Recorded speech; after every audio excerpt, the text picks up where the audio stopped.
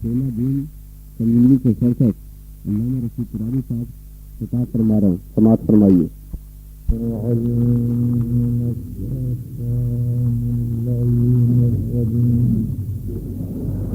بسم اللہ الرحمن الرحیم الحمد للہ الذی ہدانا لہذا وما كنا لنهتدي لولا أن هدانا الله لقد جاءت رسل ربنا بالحق والصلاة والسلام على النبي الأمي الخاتم لما سبق والفاتح لمن غلق المعلن الحق بالحق بالقول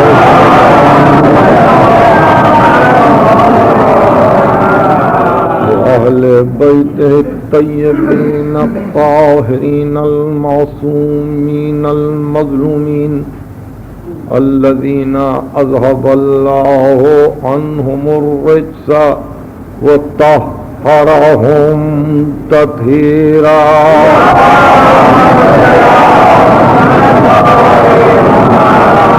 أما بعد فقد قال الله سبحانه وتعالى في محكم كتابه الحكيم تلك الدار الآخرة نجعلها للذين لا يريدون علوا في الأرض ولا فسادا والعاقبة للمتقين۔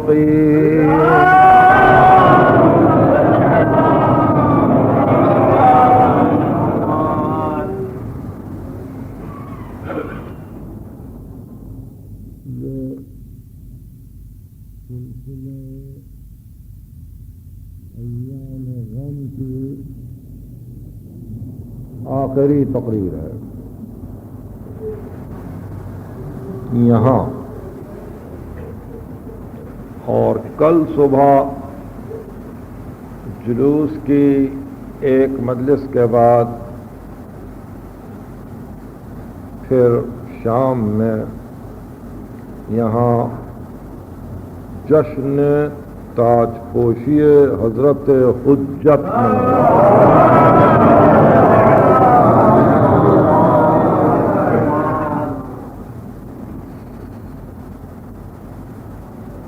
چونکہ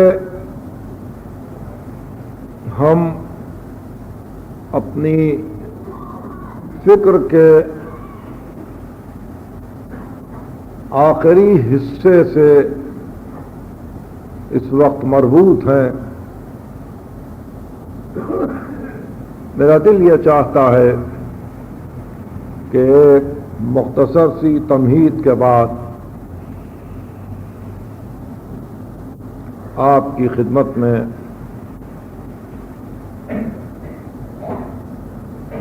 اصل مبحث کو پیش کیا جائے، اسی توقع کے ساتھ کہ اللہ نے چاہا تو بہت سی باتیں محفوظ رہ جائیں گی۔ سب سے پہلے عزیزو، جو امر قابل غور ہے وہ یہ ہے کہ اگر اس کائنات کا کوئی خالق ہے،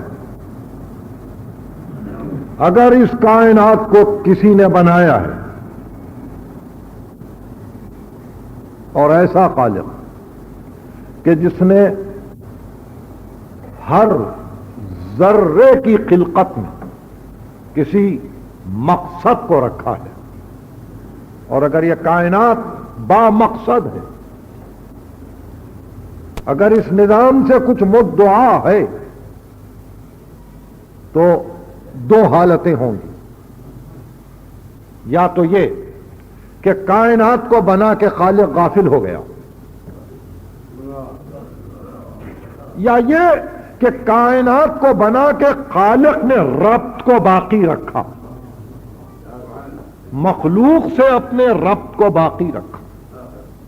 ہم مفوضہ نہیں ہیں. مفوضہ وہ فرقہ ہے جو یہ عقیدہ رکھتا ہے کہ خداوند علی اعلیٰ نے کارخانے حیات کو بنا کے اپنے بندوں کے حوالے کر دیا اور وہ آرام لے رہا ہے. ہم مفوضہ نہیں ہیں. اور دنیا میں جتنے باہوش بادین و دیانت انسان ہیں وہ یقیناً اس امر میں آپ کا ساتھ دیں گے کہ خالق کائنات نے کائنات کو خلق کر کے کائنات سے اپنے ربط کو باقی رکھا ہے. اس کا ربط چونکہ وہ حقیقت نور ہے اس لیے اس کا ربط بھی اسی تجرد کے ساتھ ایک ایسی بلندی سے ہوگا خلقت کی کہ جس میں کہیں نہ کہیں تجرد آ جائے, کہیں نہ کہیں تجرد آ جائے. اور وہ تجرد, وہ ایبسٹریکٹنس ذروں میں نہیں, تنکوں میں نہیں, جمادات میں نہیں, نباتات میں نہیں, حیوانات میں نہیں, عالم کے ہوتے ہوئے جاہل میں نہیں, عارف کے ہوتے ہوئے نادان میں نہیں, کامل کے ہوتے ہوئے ناقص میں نہیں, عقل کے ہوتے ہوئے جسم میں نہیں. کمال تجرد کو پیش کرنے والی مخلوق عقل ہے. عقل سے ارتباط خالق ہر آن باقی ہے. عقل بشر سے ارتباط خالق ہر آن باقی ہے. اور اگر یہ ہے کہ اس کا ربط کائنات سے منقطع نہیں ہو سکتا اور اس کو ہر لحظہ اپنی مخلوق کی فکر ہے, تو مخلوق میں جو سب سے اشرف ہو اس کو چھوڑ کر ادنا کی فکر, وہ مخلوق جو اعلیٰ ہو اس کو چھوڑ کر پست کی فکر, اس کی ربوبیت کے شایع نشان نہیں ہے. فکر اس معنی میں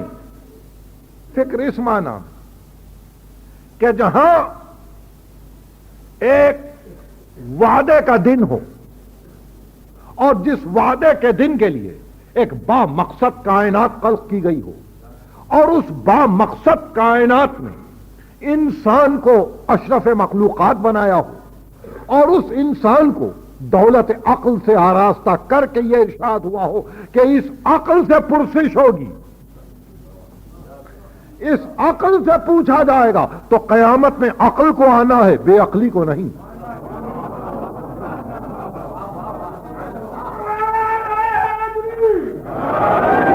قیامت میں عقل سے پرسش ہوگی, تنکوں سے نہیں, ذروں سے نہیں, جمادات سے نہیں, نباتات سے نہیں, حیوانات سے نہیں. یہ کہہ رہا تھا کہ اس کا رب اعلیٰ کے مقابل میں ادنا سے نہیں رہتا, بلائی کے مقابل میں پست نہیں ہوتا ہے. اس لیے کہ اگر کمال تجرد میں کسی سے رابطہ پیدا ہو سکتا ہے تو وہ عقل سے ہے. اس لیے کہا اول ما خلق اللہ العقل, سب سے پہلے خدا نے عقل کو پیدا کیا اور اس کو بڑی بڑی دولتیں عطا کی. یہ گفتگو ہو چکی ہے. اس کے بعد ارشاد ہوا کہ حساب تجھی سے لیا جائے گا, بے عقل پر تکلیف شرعی نہیں ہے. اگر عقل نہیں ہے تو تکلیف نہیں ہے. دیوانے سے ہر عبادت ساقط ہے, ہر حکم ساقط ہے, ہر عمل ساقط ہے.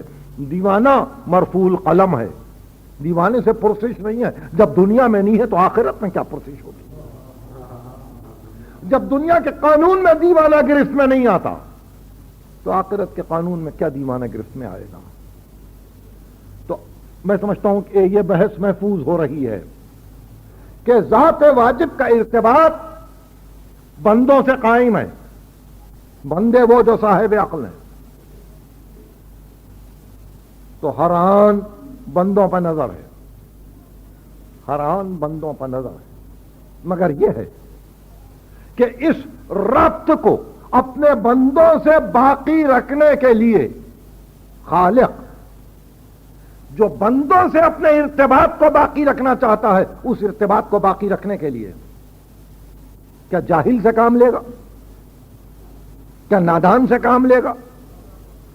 عقل رکھنے کے باوجود کسی ایسے دیوانے کو تلاش کرے گا جو عالم جذب میں اپنے سر و پا کی خبر نہ رکھے؟ آخر انسانیت کے لیے اور انسانیت کو پیغام پہنچانے کے لیے اور انسانیت سے قدرت اپنے آپ کو مربوط رکھنے کے لیے کیسے بندے کو چاہتی ہے؟ بھئی یہ بحث نہایت اہم۔ یہ لازم ہے کہ جب سے انسان خلق ہوا ہے ہر دور میں ایسے انسان آتے رہے کہ جو اعلیٰ ہوں، حکمت والے ہوں، صاحب عقل ہوں، صاحب ہوش ہوں، صاحب شعور ہوں، بندگی کے مقصد کی تکمیل کر رہے ہوں، ذات واجد سے قربت تمام رکھتے ہوں، تاکہ ایسے بندے پر نظر جائے اور اس بندے کی فکر میں کلام کرے، اس بندے کی عقل میں کلام کرے اللہ، اور اس کے بعد اس بندے کو واسطہ بنائے، اب وہ نبی ہو، وہ رسول ہو، وہ حجت ہو، وہ ولی ہو، وہ امام ہو۔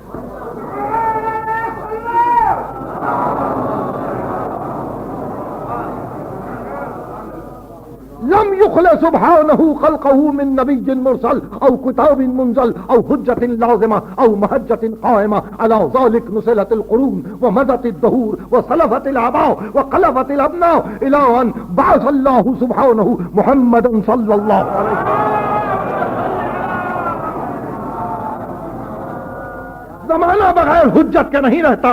لم یخل سبحانہ خلقہ من نبی مرسل او کتاب منزل او حجت لازمہ، زمانے کو خداوند علی اعلیٰ کبھی خالی نہیں رکھتا، بغیر نبی کے نہیں رکھتا، بغیر حجت کے نہیں رکھتا، بغیر کتاب کے زمانے کو خالی نہیں چھوڑا جاتا۔ اسی طرح سے سلف سے خلف تک زمانہ گزرتا جا رہا ہے اور اسی طرح سے حجتیں اللہ کی پہنچتی جا رہی ہیں۔ امین المومنین فرماتے ہیں یہاں تک کہ اس سلسلہ حجت میں وہ آیا جس کا اسم گرامی محمد ہے۔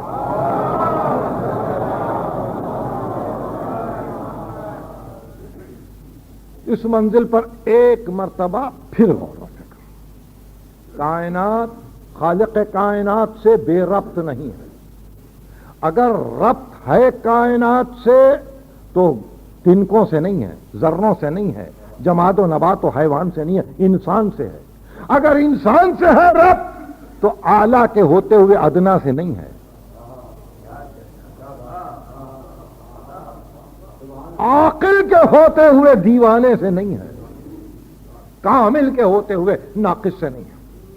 چونکہ مدارج خلقت ہیں اس لیے ہر دور میں کمال ہونا چاہیے، ہر دور میں کمال کو ہونا چاہیے، وہ نبی کی صورت میں ہو، وہ حجت کی صورت میں ہو، وہ ولایت کی صورت میں ہو۔ وَنُرِيدُ أَن نَّمُنَّ عَلَى الَّذِينَ اسْتُضْعِفُوا فِي الْأَرْضِ وَنَجْعَلَهُمْ أَئِمَّةً وَنَجْعَلَهُمُ الْوَارِثِينَ۔ ہم نے یہ ارادہ کر لیا ہے کہ جن کو دنیا زمین میں کمزور بنائے ہم ان کو وارث بنا کر امام بنا دیں۔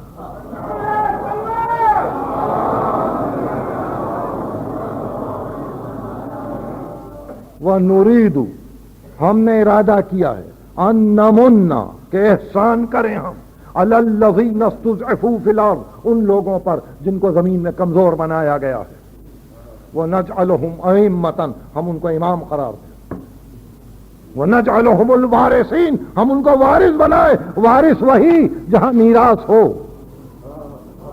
وارث وہی جہاں مورث ہو، کسی سے لینا ہے اور کسی کو پہنچانا ہے۔ وَنُرِيَ فِرْعَوْنَ وَحَامَانَ وَجُنُودَهُمَا مِنْهُمْ مَا كَانُوا يَحْذَرُونَ، تاکہ فرعون کا لشکر جان لے، حامان کا لشکر جان لے، فرعون و حامان اور ان دونوں کے لشکر والے جان لیں کہ جس چیز سے آخر ڈر رہے تھے وہی ہو گیا، جس چیز سے خطرہ تھا وہی ہو گیا۔ امامت کے ذکر میں فرعون و حامان کی گفتگو، امامت کے ذکر میں فرعون و حامان کی گفتگو بہت ہی کمال حکمت الہی پر مبنی ہے۔ گفتگو یہاں تک پہنچ گئی تو ایک جملہ آغاز تقریر ہی میں کہ ان حضرات کو یقیناً زحمت ہوگی اور میں ان سے خجل ہوں جو میری تقریر کو کھڑے ہو کر سن رہے ہیں. ظاہر ہے کہ اگر ذرا سی دیر ہو جائے آج افہام و تفہیم میں تو وہ کبیدگی خاطر کو محسوس نہ کریں. شیخ صدوق محمد ابن بابہ قمی جن کا سن وفات 381 ہجری ہے، ان کے دور میں آل بویہ کے مشہور حاکم رکن الدولہ تھے. علماء نے رکن الدولہ سے شکایت کی کہ شیخ صدوق کسی بحث میں بھی جب جاتے ہیں تو بجائے اس کے کہ سیدھے سیدھے بحث کریں، ان کی کوشش یہ ہوتی ہے کہ مقابل کو بھی دیکھیں، مخالف کو بھی دیکھیں، ضدوں کو بھی دیکھیں، اور کچھ مناسب نہیں معلوم ہوتا. رکن الدولہ نے طلب کیا دربار میں، کہا شیخ میں تمہارے علم و فضل کا معترف ہوں، مگر یہ کیا بات ہے؟ کیا بغیر ضدوں پر گفتگو کیے کہ فضائل میں تکمیل نہیں ہوتی؟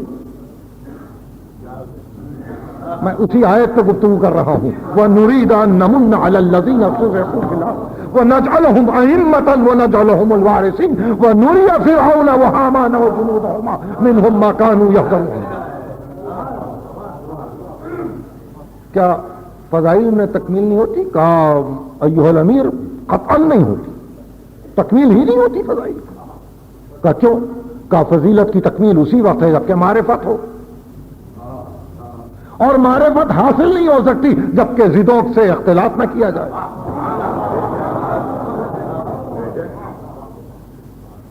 کہا یہ شیخ یہ تو بڑی عجیب بات ہے، یہ تو بڑی عجیب بات ہے، انسان اپنے محبوب کی راست گفتگو کرے. تو کہا ایھا الامیر یہ کیسی باتیں ہیں؟ محبوب کائنات، محبوب عالم، ساری کائنات کے لیے، ساری مخلوق کے لیے جو چیز سب سے زیادہ محبوب ہے وہ خالق کا تصور ہے، اور خالق ایک ہے. مگر جس کلمے کو آپ اور ہم پڑھتے ہیں وہ بھی ضد سے خالی نہیں ہے، لا الہ الا اللہ.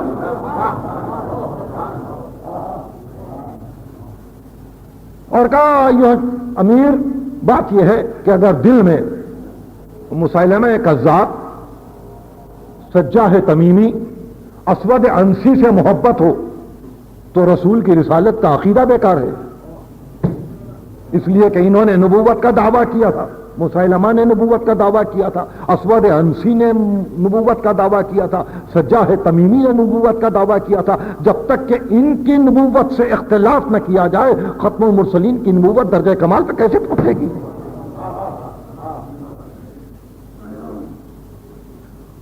اور کہا ایھا الامیر بات یہ ہے کہ جس دن لاکھوں کے مجمع میں ختمی مرتبت نے یہ اعلان کیا تھا کہ میں تمہارے نفوس سے اولا و مولا ہوں کہ نہیں ہوں،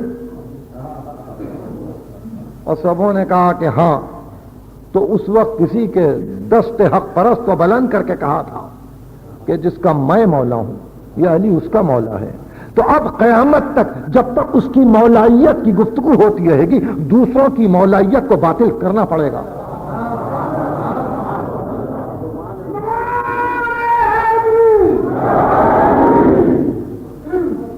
رکن الدولہ نے کہا کہ میری سمجھ میں آ گیا کہ آپ کیا چاہتے ہیں، یعنی ضدوں کی نفی کیجئے تاکہ حقیقت ابھرے، حقیقت کو آپ پہچان سکیں. شیخ صدوق نے کہا ایھا الامیر ضدوں کا ذکر اس لیے لازم کہ جب تک مزاحمت کا ذکر نہ ہو انسان کی شرافت ابھرتی نہیں ہے. مزاحمت جب تک سامنے نہ ہو انسان کی شرافت نکھرتی نہیں ہے.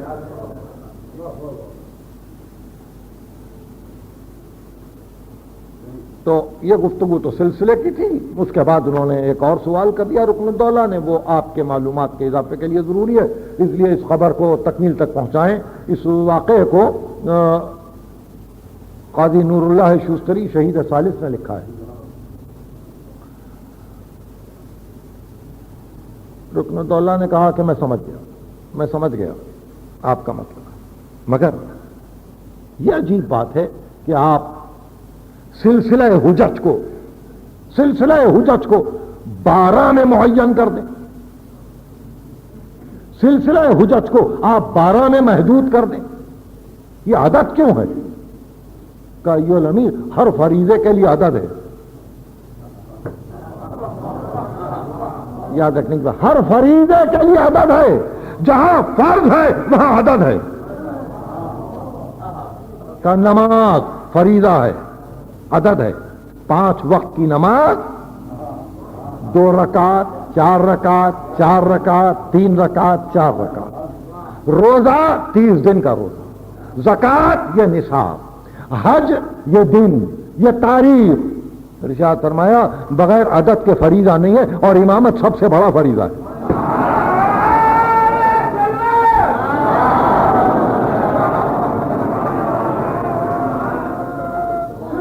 شیخ صدوق اپنے کمال علم پر جواب دے رہے ہیں. کہا کہ میں اس مسئلے کو بخوبی سمجھ گیا، اور میری یہ خواہش ہے کہ آپ اس طرح سے میری بعض اہم میرے شبہات کا جواب دیں. چونکہ یہ گفتگو بڑی طویل ہے اور بہت سے سوالات اس نے ایک ہی نشست میں کر دیے، اس لیے پھر کبھی کسی موقع پہ یہاں سے ہم آگے بڑھیں گے. اسی صحبت میں یہ بھی سوال کیا گیا کہ یہ کس نے سنا، کیوں سنا، کیسے سنا کہ سر حسین نے سورہ کہف کی آیت پڑھی. رکن الدولہ نے پوچھا ہے شیخ صدوق، جوابات دیے. میں جس سلسلے پہ ہوں وہ خود اتنا طویل ہے کہ میں نہیں چاہتا کہ درمیان سے کوئی گفتگو چھڑ جائے اور پھر ہم کو ہماری فکر دور لے جائے. صورتحال یہ ہے کہ ہر دور میں، ہر کور میں، ہر زمانے میں، جیسا کہ کل عرض کر چکا، اس سے پہلے عرض کر چکا، فی البرہۃ بعد البرہہ، ہر مہلت میں، ہر فرصت میں، یہ امیر المومنین کا خاص اصطلاح ہے. وہ فی ازمان الفترات، وہ زمانہ کہ جہاں ایک نبی آ کے جا چکا ہو، ایک نبی کا انتظار ہو رہا ہو، زمانے فترت. ارشاد فرماتے ہیں بغیر حجت کے یہ زمانہ نہیں رہتا، حجت لازم. نبی ہو تو ہے حجت ہے، نبی نہ ہو تو کوئی حجت ہے جو مابین عبد و معبود پیغامات الہی کو قبول کرے اور بطرز ولایت اور بصورت ولایت اور بمقام ولایت عباد کو تقسیم کرتی جائے. ایک ایسی ذات لازم ہے. یعنی اس کو کبھی نظر انداز نہ کریں اس بحث کو. اگر کائنات میں مقصد ہے تو ربط ہے، خالق و مخلوق کا ربط ہے. اگر ربط ہے تو نادان سے ربط نہیں ہے، دانا سے ربط ہے، حکیم سے ربط ہے، خبیر سے ربط ہے، ولی سے ربط ہے، علیم سے ربط ہے، جاہل سے ربط نہیں. اور اگر یہ افراد ہیں تو ہر دور میں ہیں. 11 ہجری میں ختم المرسلین دنیا سے اٹھ گئے. حجت ہے، حجت ہے اور حجت کو رہنا ہے. اگر خلافت راشدہ حجت ہے تو یا 36 میں ختم ہوئی یا 40 میں ختم ہوئی. پھر کہاں ہے حجت؟ پھر کہاں ہے حجت؟ اس لیے حجتیں دور اموی میں نہیں ہیں، شاہان عباسی میں نہیں ہیں، ترکان تاتار میں نہیں ہیں، آل صفاریہ میں نہیں ہیں. حجتیں شاہیوں اور شہنشاہیوں میں نہیں ہیں. اس لیے کہ کم استخلف الذین من قبلہم، ہمارا طریقہ جعل خلافت کا، اعلان خلافت کا اور اپنے نمائندگی کو باقی رکھنے کا اسی طرح سے ہوگا جس طرح سے کہ پہلے تھا. یعنی نمرود کے ہوتے ہوئے ہم نے ابراہیم کو بنایا، فرعون کے ہوتے ہوئے موسیٰ کو بنایا، شاہیوں کے ہوتے ہوئے ہم نے غریب گھرانوں میں سے افراد چن لیے. تو یہ سمجھنا کہ بعد رسول ہم شاہیوں کو پھر منتخب کریں گے، یہ نہیں ہوگا. کما استخلف الذین من قبلہم، اسی طرح سے یہ استخلاف ہے جیسے کہ پہلے تھا. شاہیاں گزر گئیں اور حجت کے بعد حجت کا آنا لازم. اس موقع پر ایک عجیب بات یاد ہے، اور وہ یہ کہ فتح ابن قاقان متوکل کا وزیر ہے، بڑا اہم وزیر ہے، بڑا قابل وزیر ہے. اس کا بیٹا احمد نام ہے، احمد ابن فتح ابن قاقان. اس کو صاحب وافی فیض کاشانی نے لکھا، آپ بھی محفوظ کریں. احمد بیان کرتا ہے کہ میرا باپ چونکہ انتہا سے زیادہ قابل تھا اور بادشاہوں کی نظر تھی اس پر اور بادشاہ اس کا بڑا احترام کرتے تھے، اس لیے یہ کسی کی تعظیم نہیں کرتا تھا. میرے باپ نے کبھی کسی کی تعظیم نہیں کی سوا خلیفہ وقت کے، اور وہ بھی اپنی مصروفیت کے بعد وہ اس طرح سے تعظیم کرتا کہ جیسے کچھ کاغذوں کی طرف مصروف ہے اور کچھ بادشاہ کی طرف متوجہ ہے. وہ بیان کرتا ہے کہ میں اسی طرح سے اس کی دربار میں ایک دن موجود تھا اپنے باپ کے کہ ایک مرتبہ اعلان کیا گیا کہ ابن الرضا آ رہے ہیں.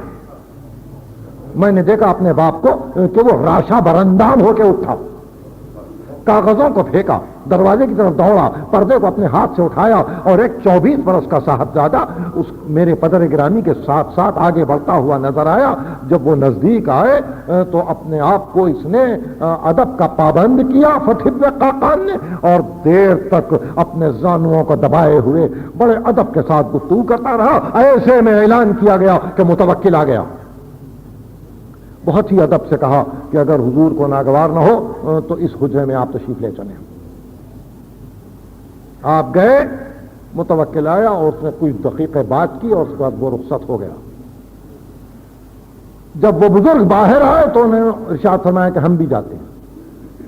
وہ گئے اور دروازے تک پہنچا کہ جب واپس آیا تو بیٹے میں تاب نہ رہی.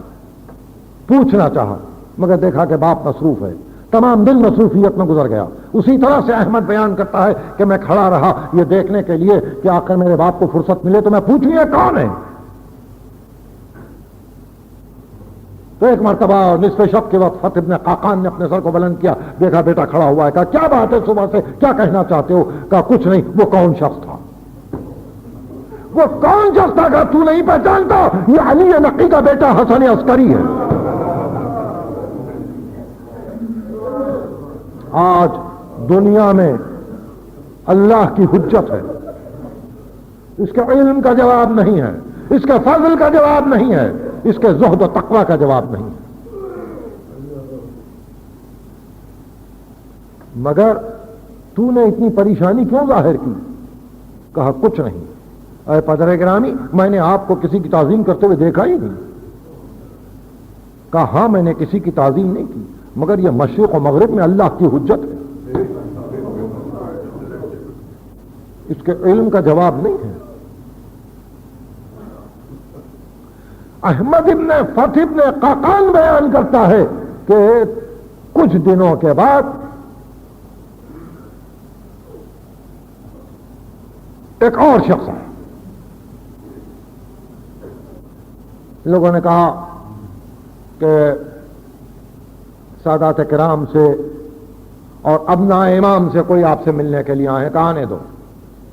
تعظیم نہیں کی. اس نے سلام کیا. اس نے اسی طرح سے سر کو جنبش دی. بیٹھنے کو کہا کس چیز نے تم کو ہم تک پہنچایا؟ کہا حضور بات یہ ہے کہ میرے برادر گرامی لا ولد ہیں. یعنی اشارہ کیا امام حسن عسکری کی طرف. آنے والے کا نام جعفر ہے جو پہلے کذاب بعد میں تواب کے نام سے مشہور ہے. تو میرے بھائی لاولد ہے، اور میں آپ کی خدمت میں اس لیے آیا ہوں کہ میں ہر سال 3 لاکھ دینار طلائی حکومت کو ادا کروں گا اگر حکومت مجھے امام بنا دے۔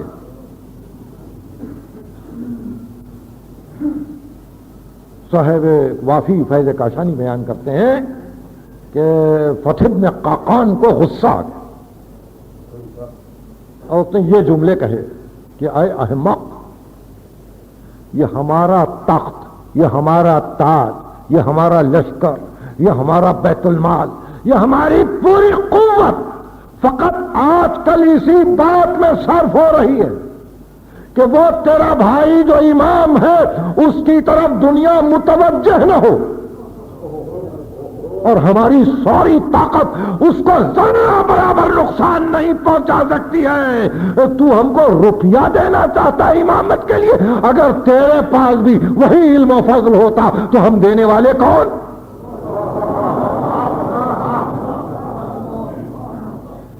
اور اگر تیرے پاس وہ علم و فضل نہیں ہے تو ہماری حکومت تو کیا، ساری اقلیم کی اور ساری کائنات کی حکومتیں تجھ کو امامت نہیں دے سکتی۔ فتح بن قاقان نے یہ جواب امام حسن عسکری کے برادر گرامی کو دیا کہ جو یہ شکایت لے کر آئے تھے کہ امامت ان کو منتقل کر دی جائے۔ تو آپ نے دیکھا اتنی نزدیکی سے دنیا امامت کو نہ سمجھ سکی، یہ سمجھنے کی کوشش کی جائے۔ اسی گھر سے ہیں، اسی خاندان سے ہیں، اسی نسل سے ہیں، مگر بھائی کی حقیقت امامت کو پہچان نہ سکا۔ وہ سمجھے کہ شاید حکومت دیتی ہے، اور 3 لاکھ دینار طلائی کا وعدہ کیا اور وہاں سے ایک غلط لفظ سن کے نکل آئے سوچتے ہوئے کہ واقعی یہ عالم ہے۔ سلسلہ کلام یہاں تک پہنچا تو آئیے ایک اور بات، بنی عباس کا خاتمہ 654 ہجری میں ہو گیا۔ 654 ہجری تک بنی عباس آئے ہیں، 132 سے 654 تک آئے۔ آخری خلیفہ مستعصم ہے، آخری خلیفہ کے جس کے بعد بغداد تباہ ہو گیا۔ اسی کے لیے مشہور مرثیہ ہے سعدی کا، آسمان را حق بود گر خون بارت برزمی بر زوال ملک مستعصم امیر المومنین، مشہور مرثیہ ہے۔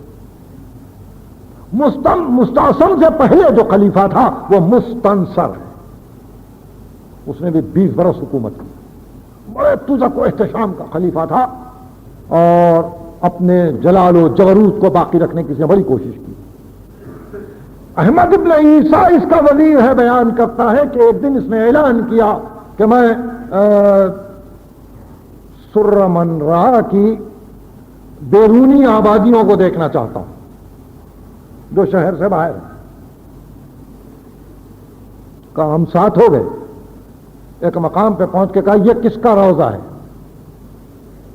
کہا امیر یہ 2 امام ہیں، علی نقی اور حسن عسکری۔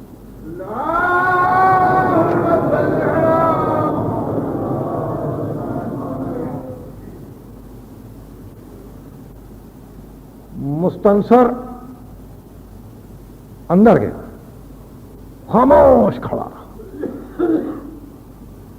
دیکھتا کیا ہے کہ جوگ لوگ آ رہے ہیں، اور پہلی آواز بلند ہوتی ہے السلام علیکہ یا ابن رسول، اور بادشاہ وقت خاموش دروازے سے پشت لگائے ہوئے اس منظر کو دیکھ رہا ہے۔ جو داخل ہوتا ہے السلام علیکہ یا ابن رسول اللہ، اور اس کے بعد اس کی آنکھوں سے آنسو جاری ہوتے ہیں، اور وہ پھر آگے بڑھ کے اپنا رخسار زری پہ رکھ دیتا ہے۔ راز و نیاز کی باتیں ہوتی ہیں، تنہائی میں گفتگو ہوتی ہے۔ دیر تک مستنصر روضے میں کھڑا ہوا یہ منظر دیکھ رہا تھا، باہر نکلا اداس نکلا، کہا کہیں اور چلو۔ وہاں سے 2 میل دور بنی عباس کے بادشاہوں کی قبریں تھیں. وہاں پہنچا تو دیکھا ساری قبریں ٹوٹی ہیں, ٹوٹی پڑی ہیں, ویران ہیں, برباد ہیں, مکانوں کا نشان نہیں ہے. شہر کے جانور وہاں جمع ہوتے ہیں, مزبلہ ہے, یعنی سارا کچرا وہاں ڈالا جاتا ہے. وزیر نے آگے بڑھ کے کہا حضور یہ آپ کے اجداد کی قبریں ہیں, ان کے لیے کچھ تو کیجئے, کوئی گرانٹ, کوئی ایسی رقم ان کے لیے مقرر کی جائے کہ ان کے قبروں کی نگرانی ہو, کوئی یہاں آدمی معین ہو, کم از کم اتنا ہو. تو پلٹ کے کہا میں سب کچھ کر دوں, سلام کرنے والے کہاں ہیں؟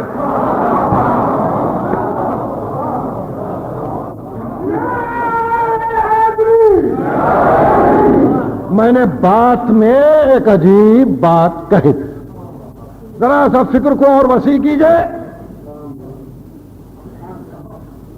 اس کو یہ فکر ہے کہ میں سب کچھ کر دوں, سلام کرنے والے کہاں ہیں؟ صرف اشارتاً کہتا ہوں سبوں نے سب کچھ کر دیا ہے, سب کچھ کر دیا ہے, مگر کوئی سلام نہیں کرتا.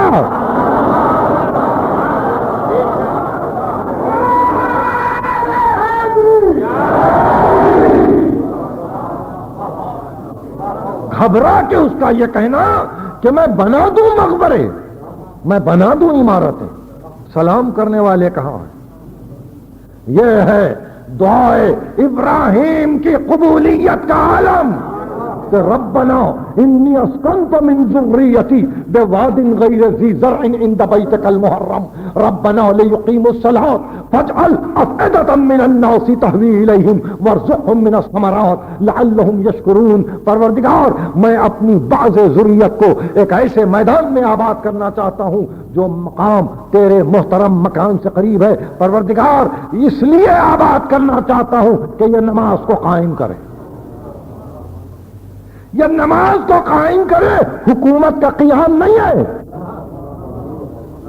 شاہی کا قیام نہیں ہے, بندگی کا قیام. وَاجْعَلْ أَفْئِدَةً مِّنَ النَّاسِ تَهْوِي إِلَيْهِمْ. پروردگار انسانوں کے دلوں کو ان کی طرف پھیر دے, انسانوں کے دلوں کو ان کی طرف پھیر دے. کیا جذب ہے؟ گفتگو یہاں آ کے رک جائے, ضرور رک جائے, بشرطے کہ آپ یاد رکھ کے گھر کو جائیں کہ یہ ہے وہ معجزہ کہ زندگی کی باتوں کو چھوڑ دو کہ علم کتنا تھا, فضل کتنا تھا, زہد کتنا تھا, کتنے علماء مقابل پہ تھے, کس عالم نے کیا مسئلہ پیش کیا. ہم ان باتوں پہ اب نہیں جائیں گے. کسی میں ہمت ہے تو کسی کی قبر کو سامنے لائے.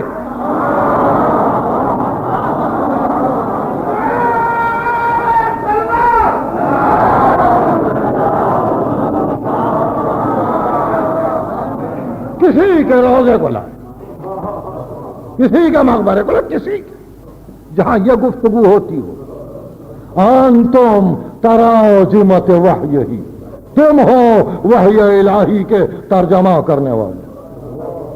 انتم معادن حکمت ہی, تم ہو اس کے حکمت کے معدن. ان ذکر الخیر کنتم اولہ واصلہ وفرعہ ومعدنہ ومرعہ ومنتہا. اے آل محمد اگر خیر کا ذکر کیا جائے تو اول تم, آخر تم, ابتدا تم, انتہا تم, مبدا تم, مالا تم, ملجا تم.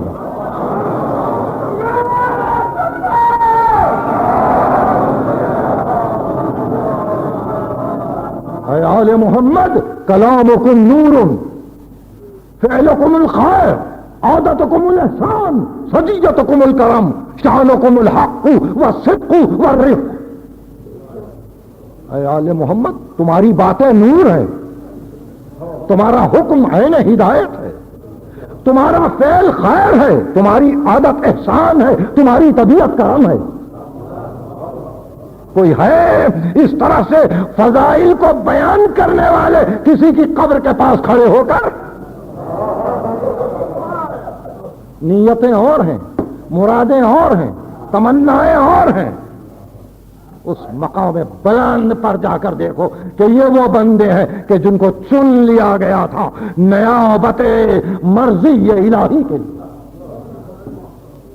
جو رضا الہی کے نمائندے تھے، یہ وہ بندے ہیں۔ زمانہ ان کے بغیر نہیں رہتا، ان کے بغیر نہیں رہتا۔ حضرت موسیٰ بن جعفر تک گفتگو پہنچ چکی تھی۔ 183 میں ہارون نے زہر دیا،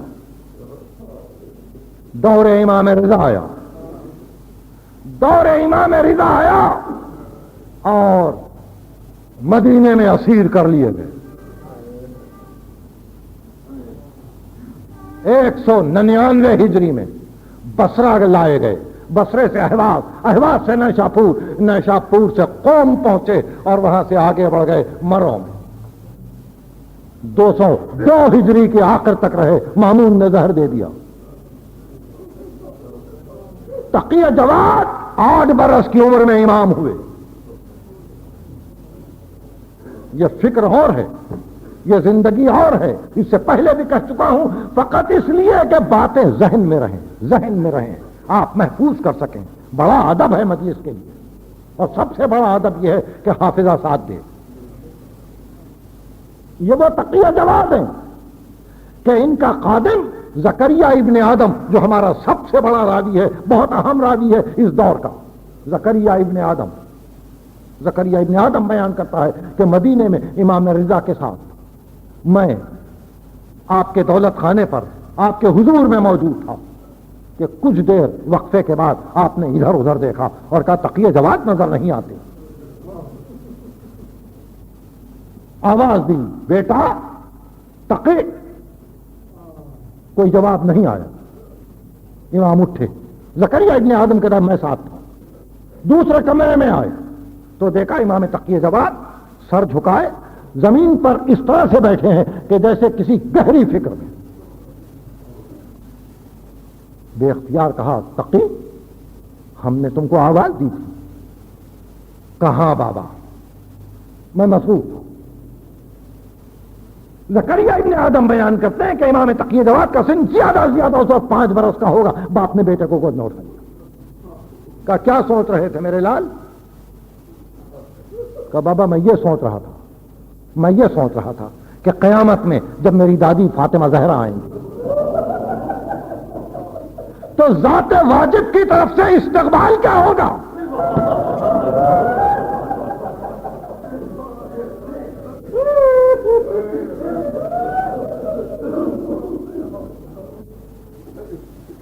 امام رضا نے پیشانی کا بوسہ دیا اور کہا تقی جواد، یہی فکر، یہ جملہ یاد رکھیں گے، یہی فکر شرائط امامت میں سے ایک شرط ہے، یہی فکر شرائط امامت میں سے ایک شرط ہے۔ یہ ہے تقی جواد۔ 6 برس کا سن تھا جبکہ امام رضا مدینے سے چلے، خانہ کعبہ آئے، تقی جواد کو خانہ کعبہ تک ساتھ آنا پڑا، اور جب خدا حافظ کہا تو اسی وقت تقی جواد رونے لگے۔ امام نے کہا کہ صبر کریں گے بیٹا آپ؟ اس کے بابا صبر کروں گا، اور اس یقین پہ صبر کروں گا کہ اب آپ کو دیکھ نہ سکوں گا۔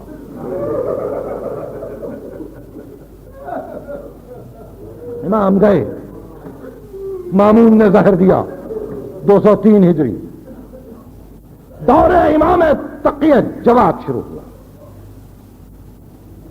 اور 8ویں برس میں مسند امامت پر فائز ہوئے۔ 203 میں، 220 میں آپ کو زہر دیا گیا۔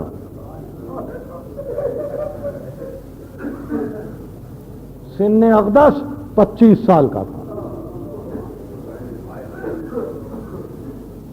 25 سال کا تھا۔ باب الحوائج کے پاس باب المراد دفن کر دیے گئے۔ موسیٰ بن جعفر کے پہلو میں امام تقی جواد کو دفن کیا گیا۔ امام علی نقی مسند آرا امامت ہوئی، اور 33 برس کا دور امامت۔ عسکریین سے مراد دو امام ہیں، امام علی نقی اور امام حسن عسکری۔ جب کہا جائے گا عسکریین تو امام علی نقی اور امام حسن عسکری۔ اور ہمیشہ روات نے پریشانی کا اظہار کیا ہے ایک ایسے وقت پہ جب راوی یہ کہتا ہے کہ میں نے ابو الحسن عسکری سے سنا، اس کے معنی امام علی نقی ہیں، کیونکہ یہ ابو الحسن ثالث ہیں، تیسرے ابو الحسن عسکریین۔ اب امام علی نقی مدینے سے ہٹ گئے، سرمن رائے، اور اس طرح سے آئے کہ یہیں کے ہو گئے۔ وہ دن بھی آیا کہ یہی فتح بن قاقان تخت کے داہنے جانب بیٹھا ہوا تھا اور متوکل پورے سامرے کی چکریں کاٹ رہا تھا۔ غضب کی گرمی تھی، بلا کی تابش تھی، مگر شرط اس کی یہ تھی کہ امام علی نقی تخت کے سامنے پیادہ پا دوڑیں۔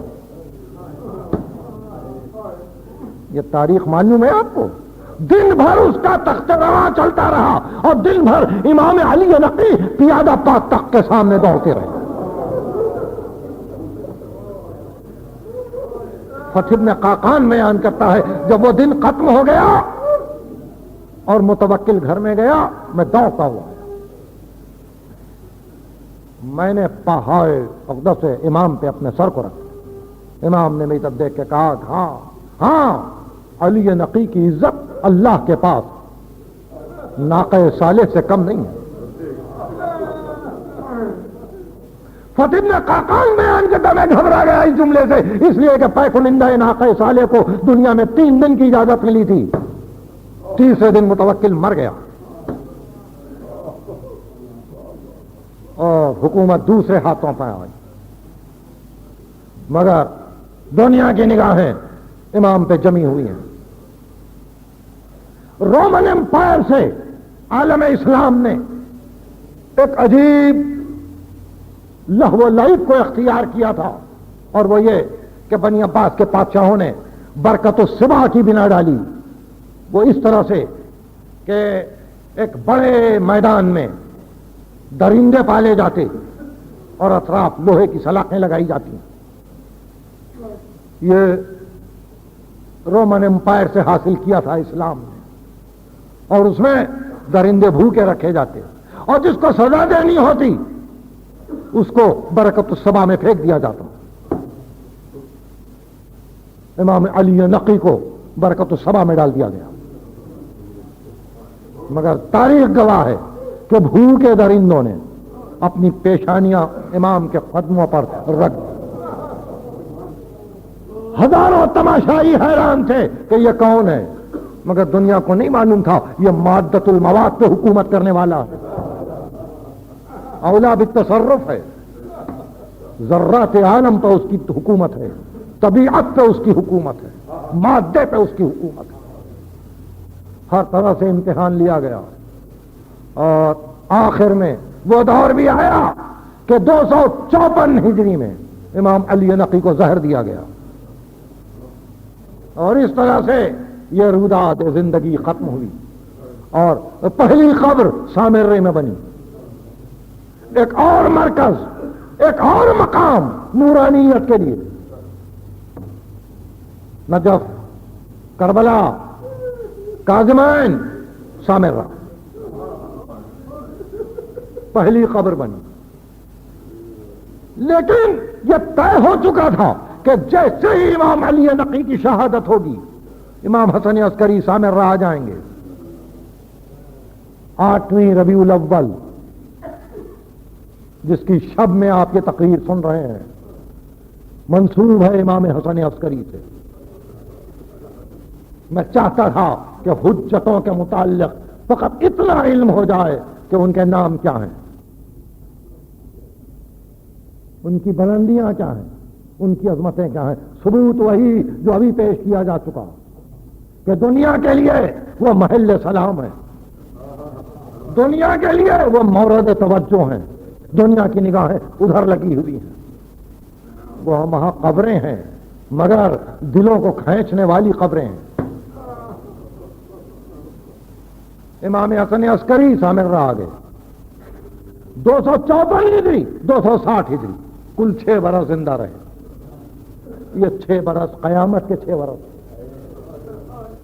یعنی پوری شریعت کی جو تدوین ہو گئی تھی اس میں آپ کے اس امام نے ایک ایک کتاب کو دیکھا ہے، اور جس کتاب کو دیکھا ہے اس پر مہر لگائے ہیں کہ یہ دین حق ہے. 180 کتابیں ہیں فضل ابن شاہزان کی، ساری کتابوں کو دیکھ کر دستخط کر دیے. جان رہے تھے کہ اب غیبت کا آغاز ہے، کہیں قوم حیران نہ ہو، کہیں میرے دوست حیران نہ ہو. ایک ایک کتاب کو دیکھا، ایک ایک عالم سے گفتگو کی. عالم یہ تھا گفتگو ایسی ہوتی تھی کہ صبح سے شام تک برابر خطوط لکھے جاتے تھے، ملاقات کم ہوتی تھی، اور ہر بات کا قیاس، ہر بات کا قیاس. اتنا مصروف دور ہے امام حسن عسکری کا یہ 6 برس. احمد ابن اسحاق وکیل ہے 11ویں امام کا، بیان کرتا ہے کہ حضرت جعفر صادق کی اولاد میں ایک بزرگ تھے اور کچھ بری عادتوں میں مبتلا تھے. عید کا دن تھا، میرے پاس آئے اور چاہا کہ میں ان کے لیے کچھ اس عید کا بندوبست کر دوں. میں نے منہ پھیر لیا اور صرف اتنا اشارہ کیا کہ اپنی عادتوں کو بدلنے کی کوشش کیجیے. احمد ابن اسحاق بیان کرتا ہے کہ میں حج کو گیا، واپس سرمندرا پہنچا. امام جس منزل میں قید تھے وہاں میں پہنچا اور خاموشی سے دربان بان کو کچھ دے کر میں نے کہا جا کے کہہ دو کہ احمد ابن اسحاق آیا ہے. فرمایا ہمارا اس سے کوئی تعلق نہیں ہے. احمد ابن اسحاق لرزہ بر اندام ہو گیا. سارے اموال امام کے احمد ابن اسحاق کے پاس ہیں. ہٹ گیا، شام کو پھر گیا، بڑی لجاجت کی، گریا گلوگیر ہوا. احمد ابن اسحاق نے رونا شروع کیا. امام نے کہا آنے دو. جب وہ آ گئے تو کہا احمد ابن اسحاق کسی کی بد کرداری کو نہ دیکھو، یہ دیکھو کہ اس کو ہم سے نسبت ہے کہ نہیں. ہم کو بڑی تکلیف ہوئی احمد ابن اسحاق کہ عید کا دن تھا اور سادات میں سے ایک سید تمہارے دروازے پر کھڑا ہوا تھا اور تم نے اس طرح سے اس کو محروم کر دیا. جاؤ آئندہ سے اس کا خیال رہے. امام حسن عسکری ایک ایک بات کا خیال، ایک ایک امر کا خیال. 6 برس گزارے اور اس طرح سے گزارے کہ متوکل کے مکان میں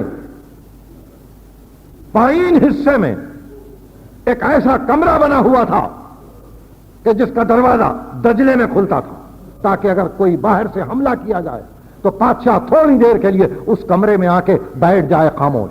وہاں کھڑے ہونے کے لیے جگہ نہیں تھی. ایسے کمرے میں 6 برس امام قید رہے. 6 برس امام قید رہے جہاں کھڑے ہو کر کوئی نماز کے لیے کھڑے نہیں ہو سکتا. یہ زمانہ بھی گزرا. کیا گزرتی ہوگی قلب زہرا پر. اپنے ایک ایک بچے کو جب یہ شہزادی اس حال میں دیکھتی ہوگی کہ کسی کو زہر دیا جا رہا ہے، کسی کو خنجر سے شہید کیا جا رہا ہے، کسی کو بازاروں میں قیدی بنا کر لایا جا رہا ہے، کیا گزرتی ہوگی بی بی آپ کے دل پر.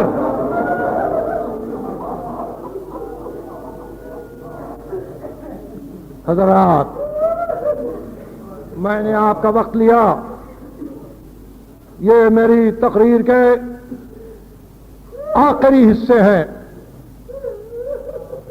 اور میں اس اخلاص کے ساتھ جو بحیثیت آپ کے خادم کے مجھ کو حاصل ہے، اس اخلاص کے ساتھ میں اسی شہزادی کی بارگاہ میں اتنا عرض کرنا چاہتا ہوں کہ بی بی جب محرم کا چاند ہم نے دیکھا تھا ہم نے یہ طے کیا تھا کہ اب کے زہرا کے لال کا ماتم کریں گے. شہزادی محرم گزر گیا، سفر گزر گیا، دیکھتے دیکھتے ہی ایام عزا ختم ہونے کو آئے.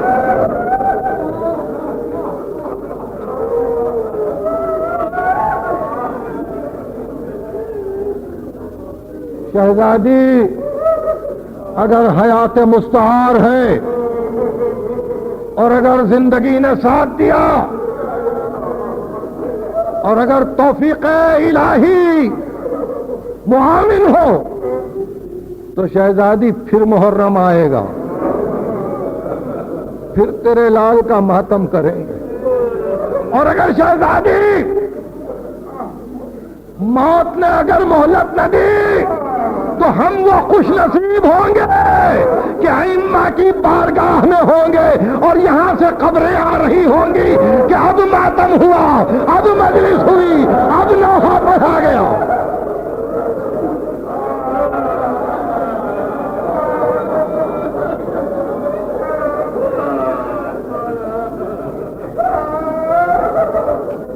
شہزادی یہ ایک عجیب بات ہے کہ بعد کربلا ہر ذاکر نے، ہر مرثیہ گو نے، ہر منبر پہ جانے والے نے بعد کربلا جب مرثیہ کو شروع کیا زہرا سے شروع کیا۔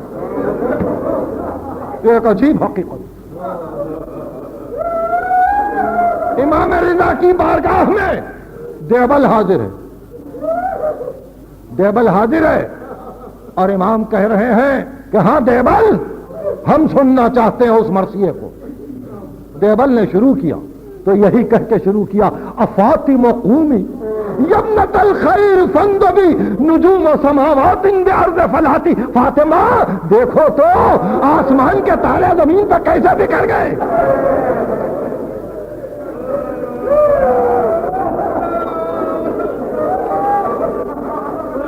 شہزادی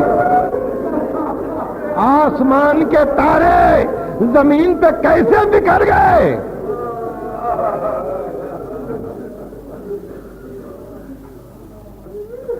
اور اس کے بعد ایک عجیب حوالہ دیا دیوبل نے، اور وہ حوالہ میں نے کبھی کسی انگریز کی تاریخ سے پڑھ کر سنایا تھا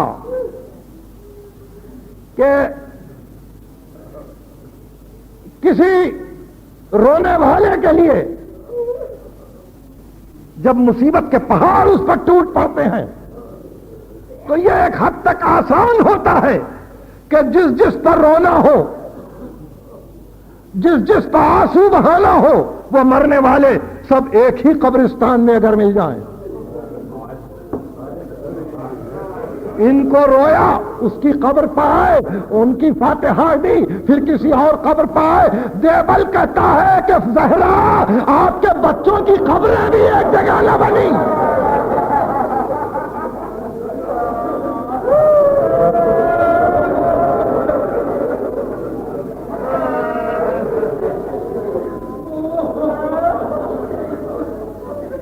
قبور بکوفان وأخرى بطيبة وأخرى بفق نالها صلوات وقبر ببطن النهر من جنب كربلاء معرسهم فيها بشت فرات وقبر ببغداد لنفس زكية تضمنها الرحمن بالغرفات۔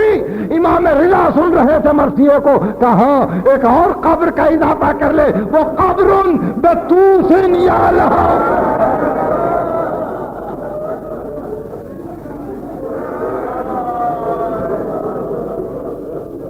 تو اس طرح سے پرسے کے اعتبار سے یہ آخری رات ہے۔ آپ کو خوشیاں مبارک، آپ کو مسرتیں مبارک۔ یقیناً آپ کا بہت سا وقت رونے میں گزر گیا، مگر جائزہ لے لو، اب بھی وقت ہے، جائزہ لے لو۔ کہاں تک آپ نے حق ادا کیا، کہاں تک آپ نے خدمت کی، کہاں تک آپ نے ایثار کیا، کہاں تک آپ نے زہرا کو خوش کیا۔ ایک مرتبہ جائزہ لے لو تو پتہ چلے کہ ہاں ہر سال اسی طرح سے محرم آتا ہے، اور اسی طرح ہر سال 8ویں ربیع الاول کی رات کو ہم آخری مجلس غم مناتے ہیں۔ اللہ اللہ، یہ مجلس منسوب ہے اگرچہ امام حسن عسکری کی ذات گرامی سے شاید ہو سکے تو کل تھوڑا سا خلاصہ، ظاہر ہے کہ کل ذکر کا کیا مقام، تھوڑا سا خلاصہ کل صبح کی مجلس میں ادا ہو سکے یہ حق. لیکن اب چونکہ ہم نے فرزند رسول کے ذکر سے شروع کیا تھا محرم کو، اس لیے اگر فرزند رسول اجازت دے تو اس تقریر کو انہی کے ذکر پہ ختم کر دیں، انہی کے ذکر پہ ختم کر دیں. معلوم نہیں کیوں دل چاہتا ہے آج، معلوم نہیں کیوں دل چاہتا ہے آج کہ اس غریب کا تذکرہ ایک مرتبہ پھر ہو جائے. جب ہم ایام غم کے خاتمے کا اعلان کرتے ہیں اس غریب کا تذکرہ پھر ہو جائے. ایک ذرا سی بات ہے، معلوم نہیں کیا بات تھی، شام غریبہ کی مجلس میں تقریر کرتے ہوئے میں نے ایک تذکرے کو چھوڑ دیا، اور آج پھر دل چاہتا ہے کہ وہی تذکرہ آج ہو جائے، آج ہو جائے، اور آپ گھروں کو جاتے ہوئے یہ سوچتے ہوئے جائیں کہ یہ کیا وجہ ہوگی کہ ذاکر نے اس ذکر کو چھیڑ دیا. حالانکہ 8ویں ربیع الاول کی رات کو عموماً یہ ذکر نہیں کیا جاتا، مگر جیسا میں نے کہا فرزند رسول کے ذکر سے آغاز تھا، فرزند رسول کا ذکر ہی انجام غم ہے. لکھا یہ گیا کہ روز عاشور جب خیمے جل چکے، جب بچیاں تماچے کھا چکی،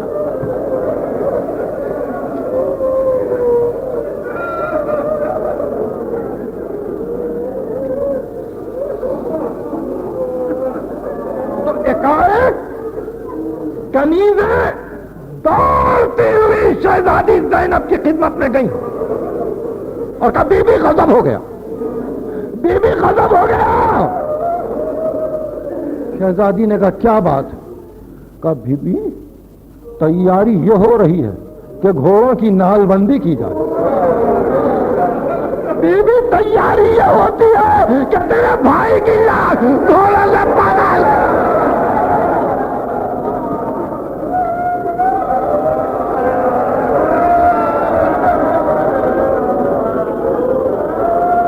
اکیلی زینب کیا کرے؟ عباس نہیں، علی اکبر نہیں، قاسم نہیں، ارے زینب کیا کرے؟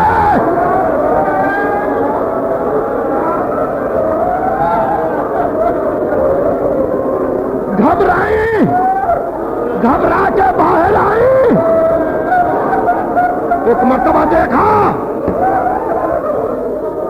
ایک مرتبہ دیکھا کہ لشکر قبائل میں بٹ گیا ہے اور ہر قبیلہ آگے بڑھ کے عمر سعد سے یہ کہتا ہے اپنا ساتھ.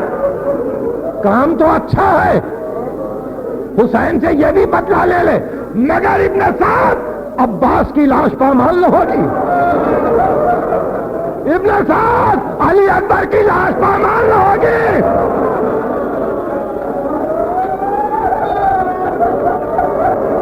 اور جیسے جیسے قبائل تیار ہو کے آ رہے ہیں ابن سعد کہتا جاتا ہے اٹھا لو،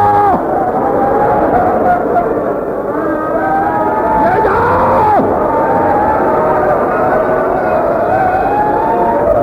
ایک مرتبہ بنی اسد کا قبیلہ آیا، کہا امیر تیری نگاہ میں ہر گنہگار ہے مگر قوم کا سردار ہے. ابن سعد نے کہا بڑا قطع کار ہے. کہا امیر اب بات عزت کی ہے، تلواریں کھنچ جائیں گی. صبح سے ہم چپ تھے، اب چپ نہیں رہ سکتے. عرب میں بڑی ذلت کی بات ہے، اگر کسی رئیس اور کسی سردار کی لاش کو پامال کیا جائے تو اس سے بڑھ کے کوئی ذلت نہیں ہے. امیر تلواریں کھنچ جائیں گی، امیر کلیجے چھلنی کر دیں گے ہم. ہر کی لاش کو کہہ دے اٹھا لیں، کل لے جاؤ. بنی اسد نے تلواریں کھینچ لی، ہر کی لاش کو کاندھے پر رکھا.